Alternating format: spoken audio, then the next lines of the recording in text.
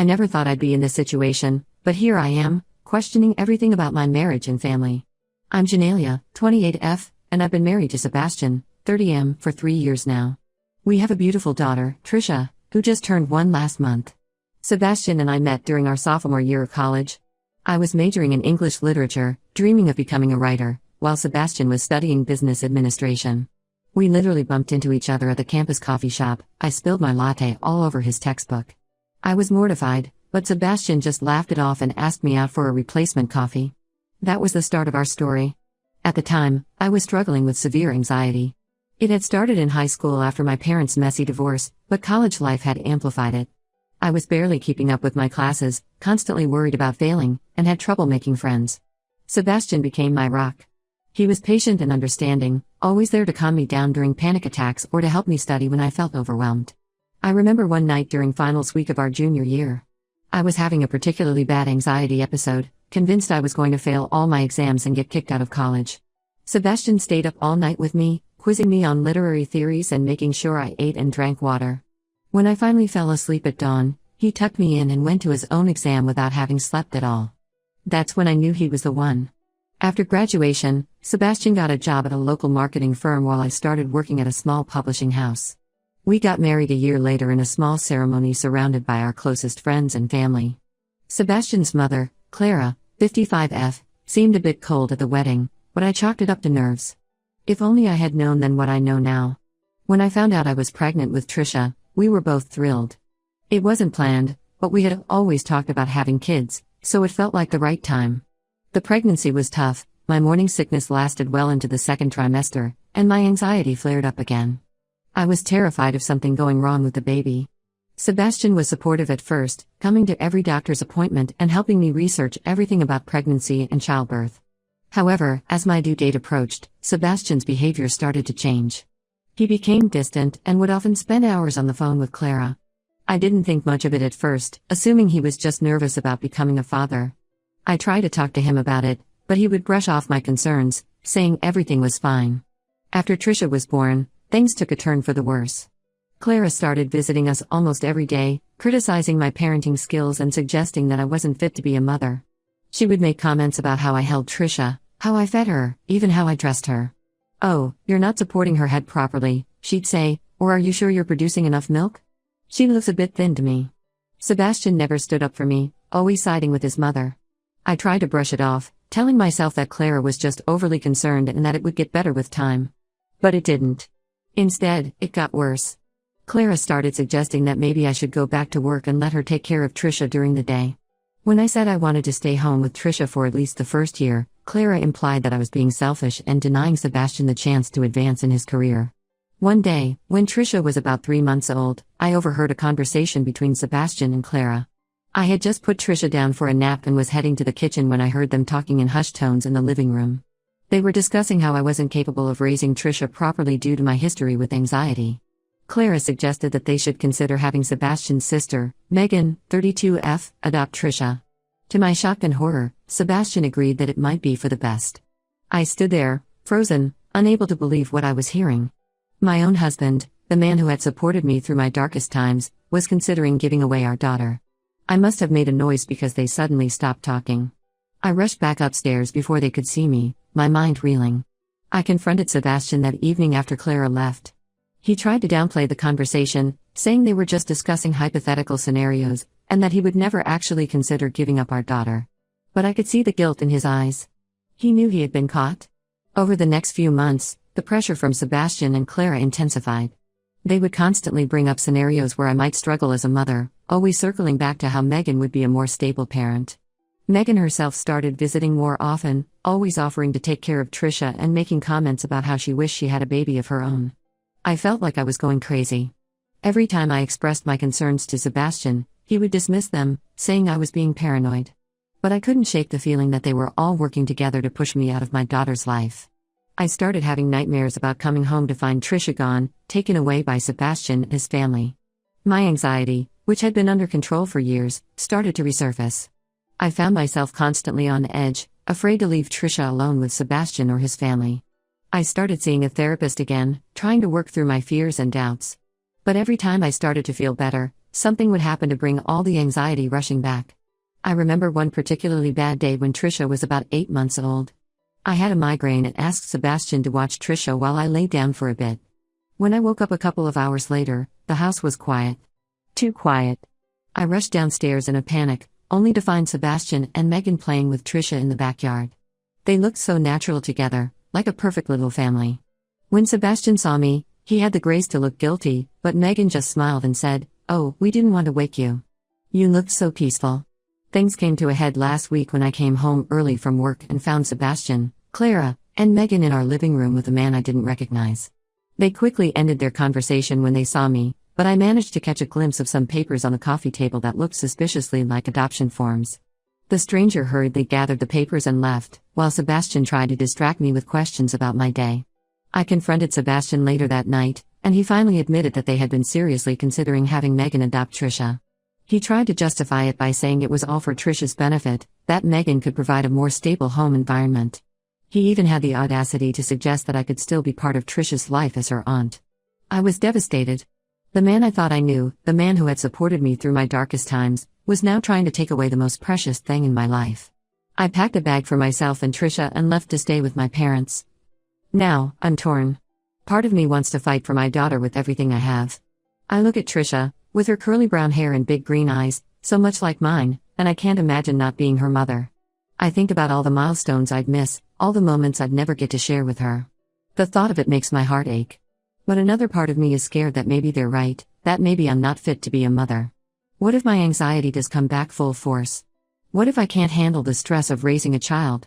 What if Trisha would be better off with Megan? I don't know what to do next. Should I file for divorce? Should I seek full custody? Am I overreacting? I feel like my whole world has been turned upside down, and I don't know who to trust anymore.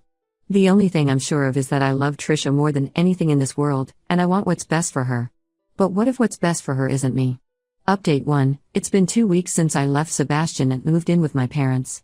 These have been some of the most challenging days of my life, but also some of the most enlightening. First, I want to thank everyone who commented on my original post. Your support and advice gave me the strength to take action. As many of you suggested, I contacted a lawyer specializing in family law. Her name is Rachel, and she was recommended by a friend from college who went through a messy divorce last year. When I met with Rachel and told her my story, she was shocked. She said she'd seen a lot of custody battles in her career, but nothing quite like this. Rachel immediately started working on my case.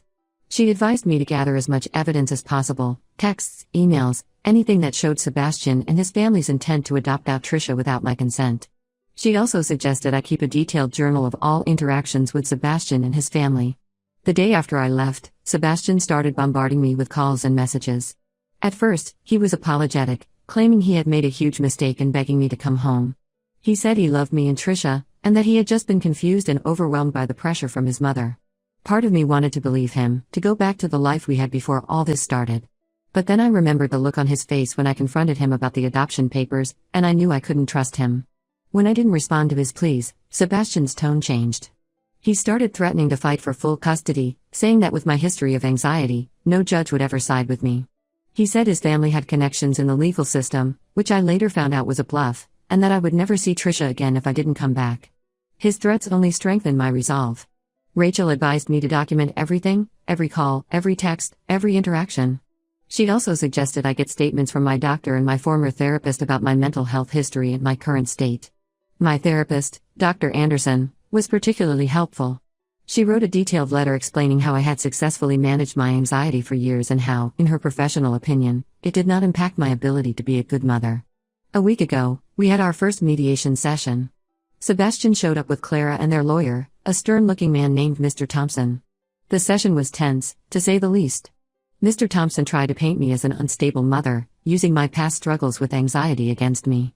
He brought up incidents from years ago, panic attacks I'd had in college, the time I had to take a semester off due to depression, twisting them to make it seem like I was constantly on the verge of a breakdown. But Rachel was prepared. She presented the statements from Dr. Anderson and my general physician, both confirming that I've been stable for years and am fully capable of caring for Trisha. She also had testimonies from friends and coworkers, all attesting to my capabilities as a mother. What really turned the tide, however, was when Rachel presented evidence of Sebastian and Clara's manipulation. Remember those adoption papers I mentioned? It turns out they were real, and Sebastian had already signed them. Rachel had managed to obtain a copy from the adoption agency. Apparently, the stranger I saw that day was a representative from the agency. The papers clearly showed that Sebastian was willing to give up his parental rights to Megan without my knowledge or consent. The mediator, a kind-faced woman named Mrs. Patel, was appalled. She said that in her 20 years of practice, she'd never seen such a blatant attempt to circumvent a mother's rights. Sebastian's face turned white when he realized his plan had been exposed. Clara started yelling about how they were just trying to do what was best for Trisha, but Mrs. Patel quickly shut her down. By the end of the session, it was clear that Sebastian's case was crumbling. Mrs. Patel strongly advised him to reconsider his position, warning that if this went to court, he could lose all rights to Trisha. She even suggested that his actions could be seen as a form of emotional abuse, which could severely impact any custody agreement. Since then, Sebastian has been quieter. He's requested another mediation session, this time without Clara present. It's scheduled for next week, and I'm nervous but hopeful. Rachel thinks Sebastian might be ready to negotiate a more reasonable custody arrangement. In the meantime, I've been focusing on Trisha and myself. My parents have been incredibly supportive. Mom has been helping with childcare so I can continue working, and Dad has been giving me pep talks every morning, reminding me of how strong I am. Trisha seems to be adjusting well to our new living situation, which is a huge relief. She's started saying new words every day, and her latest favorite thing is to help Grandma in the garden, which mostly involves digging holes and getting very muddy. I've also reconnected with some old friends who've been a great support system. One of them, Lena, 29F, is a single mom, and she's been an invaluable resource, offering advice and just being there to listen when I need to vent. We've started having weekly playdates with our kids, which has been great for both Trisha and me. As for my relationship with Sebastian, I don't see how we can ever go back to what we were. The trust is completely shattered. Every time I think about how close I came to losing Trisha, I feel a mix of anger and fear that I've never experienced before. Right now, my priority is ensuring Trisha's safety and well-being, and fighting for my rights as her mother. I've started seeing a new therapist, Dr. Lena, who specializes in postpartum anxiety and family trauma. She's been helping me work through my feelings about Sebastian's betrayal and my fears about being a single mother. It's hard work, but I already feel stronger and more confident in my abilities as a mother. I'll update again after the next mediation session. Thank you all again for your support and advice. It means more than you know. Update 2. It's been a month since my last update, and a lot has happened. The second mediation session with Sebastian was unexpected, to say the least. Sebastian showed up alone this time, without Clara or his lawyer. He looked tired and defeated, with dark circles under his eyes and his usually neat hair a mess. As soon as we sat down, he broke down and confessed everything. He admitted that Clara had been manipulating him for years, playing on his insecurities and fears. He said she had convinced him that I wasn't fit to be a mother and that giving Trisha to Megan was the only way to ensure she had a normal life.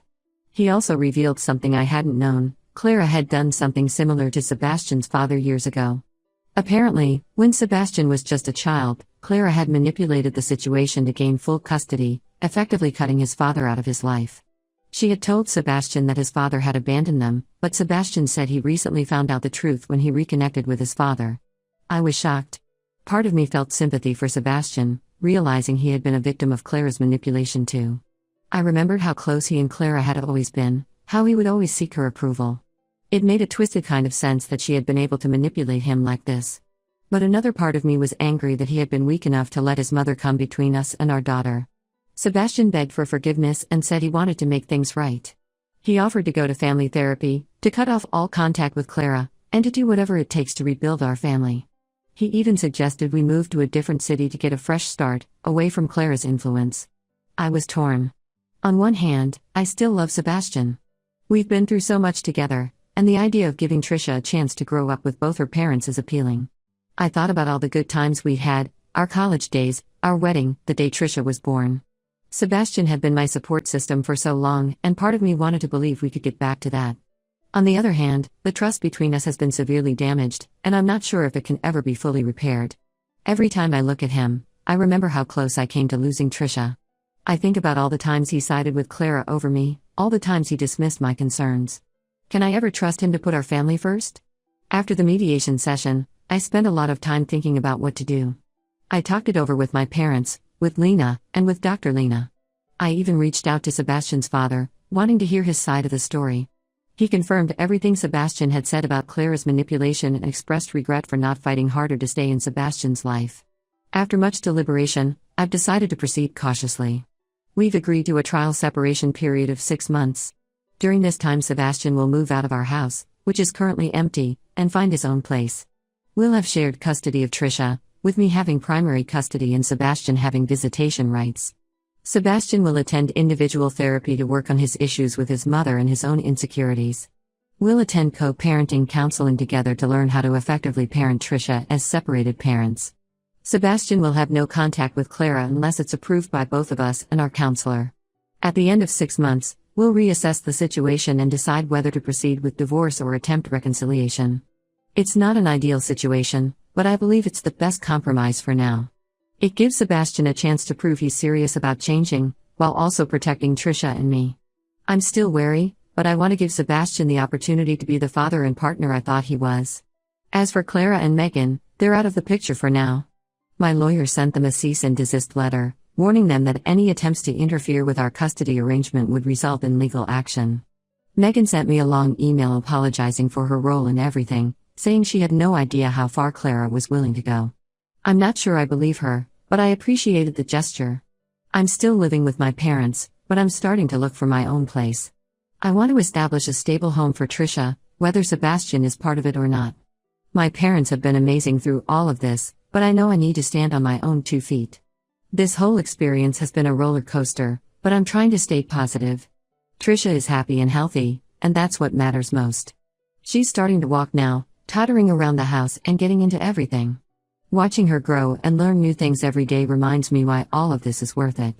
I'm taking it one day at a time, focusing on being the best mother I can be. I've started writing again, something I hadn't done since college. It's mostly just journaling for now, but it feels good to put my thoughts on paper. Maybe someday I'll write that novel I always dreamed about. I'll update again in a few months when we reach the end of our trial separation. Thank you all for your continued support and advice. It's been a source of strength during this difficult time. Update 3. It's been 6 months since my last update, and today marks the end of our trial separation period. These past months have been a journey of self-discovery, healing, and difficult decisions. First, the good news: Trisha is thriving. She's now almost 2 years old, walking, talking, and bringing joy to everyone around her. She's adjusted well to the custody arrangement and seems happy spending time with both Sebastian and me. Her vocabulary is expanding rapidly, and she's starting to form simple sentences. Just yesterday, she pointed at a picture of us and said, "Mommy, Daddy, Trisha family." It melted my heart and broke it a little at the same time. As for Sebastian, he's made significant progress. He's been consistent with his therapy sessions and our co-parenting counseling. He's maintained the no-contact rule with Clara and has been working hard to rebuild his relationship with his father. I've seen real changes in him. He's more confident, more assertive, and seems to have a clearer sense of who he is outside of his mother's influence. Our co-parenting relationship has improved dramatically. We've learned to communicate effectively about Trisha's needs and to present a united front even when we disagree. It hasn't been easy, but we've managed to put Trisha's well-being first. We've even started having family dinners once a week, which Trisha absolutely loves. Now, for the difficult part. After much soul-searching and countless discussions with our counselor, we've decided to proceed with the divorce. Despite Sebastian's progress and our improved co-parenting relationship, I realized that I couldn't fully trust him as a partner again. The betrayal ran too deep, and I found myself constantly waiting for the other shoe to drop. Every time Sebastian made a decision without consulting me, even something as simple as changing Trisha's nap schedule, I would feel a surge of panic. Was this the start of him trying to take control again? Was Clara somehow influencing him behind the scenes? I realized that living with this constant suspicion and fear wasn't healthy for me or for Trisha. It wasn't an easy decision, but I believe it's the right one for all of us. Sebastian was understandably upset but said he respected my decision. We've agreed to continue our current custody arrangement and to always prioritize Trisha's needs. We're committed to making our co-parenting relationship work, even if our romantic relationship couldn't be salvaged. As for me, I've grown so much over these past months. I've rediscovered my strength and resilience. I've learned to trust my instincts as a mother and to stand up for myself and my daughter. I've also started dating again, casually for now, but it feels good to know that there's life after this difficult chapter. I've moved into my own apartment, a cozy 2-bedroom place with a small backyard where Trisha can play. It's been challenging at times, balancing single motherhood with work and my own needs, but it's also been incredibly rewarding. I feel like I'm finally in control of my own life.